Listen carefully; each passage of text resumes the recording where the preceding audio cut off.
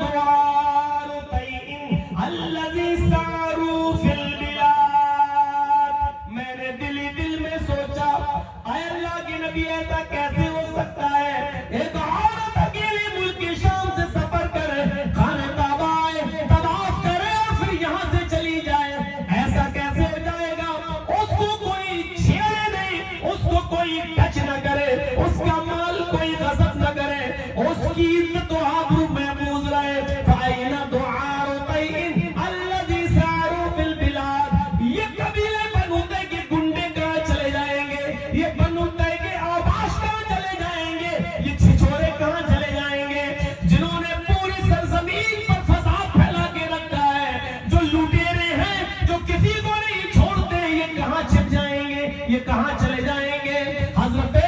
عدی کہتے ہیں یہ بات میں نے دل میں سوچی کہ یہ گنڈے کہاں چلے جائیں گے، لیکن اللہ کے رسول سے میں نے نہیں کہا، لیکن دل میں خیال آیا اللہ کے نبی کہہ رہے ایک عورت اکیلے آئے گی اور اس کا کچھ نہیں بگڑے گا، اور یہ گنڈے کہاں چلے جائیں گے؟ میں نے دل میں سوچا۔ اس کے بعد اللہ کے نبی نے فرمایا اے عدی، میرے بعد اگر تم زندہ رہے تو تم ایک اور چیز دیکھو گے، میرے بعد اللہ نے اگر تمہیں لمبی زندگی دی تو تم ایک اور چیز دیکھو گے کہ کسرا کے خزانے فتح ہو کر ہمارے ہاتھ لگیں گے، یعنی صحابہ کرام کے ہاتھ آ جائیں گے۔ کسرا ایران کا بادشاہ کسرا،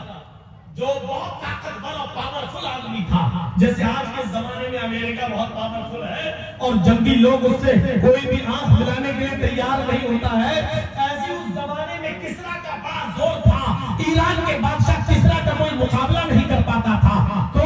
اللہ کے نبی نے کہا ہے عدی، میرے بعد اگر اللہ نے تمہیں لمبی زندگی دی تو تم دیکھو گے کہ کسرا کے خزانے فتح ہو کر ہمارے ہاتھ اور صحابہ کرام کے ہاتھ لگ جائیں گے۔ تو حضرت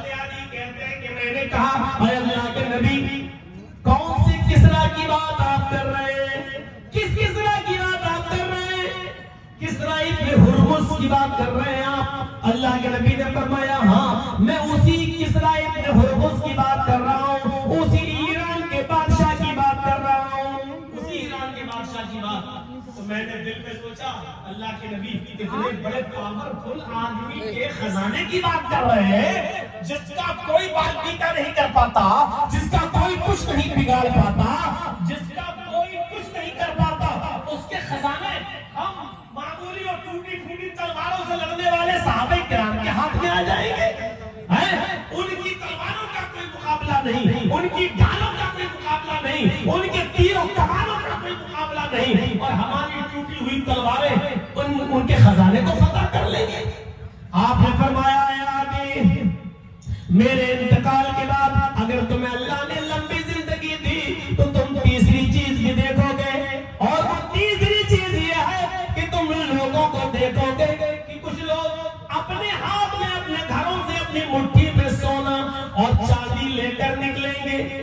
اپنے گھروں سے سونا لے کے نکلیں گے، چاندی لے کے نکلیں گے، وہ گھر سے باہر آئیں گے، غریبوں کو تلاش کریں گے، غریبوں کو ڈھونڈیں گے، غریبوں کو تلاش کریں گے کہ میں سونا کسی غریب کو دے دوں، لیکن ان کے ہاتھ کا سونا کسی غریب کو نصیب نہیں ہوگا، کوئی غریب ہی نہیں ملے گا، وہ سونا غریبوں کو دینا چاہیں گے، لیکن جب لوٹیں گے تو کوئی لینے والا نہیں ہوگا، وہ سونا اپنا واپس اپنے گھر میں لے کر جائیں گے۔ لوگ اتنے امیر ہو چکے ہوں گے کہ سونا اور چاندی بھی قبول کرنے والے کوئی نہیں ملیں گے۔ حضرت عدی نے یہ پورا واقعہ بیان کیا اور کرنے کے بعد فرمایا کہ لوگوں،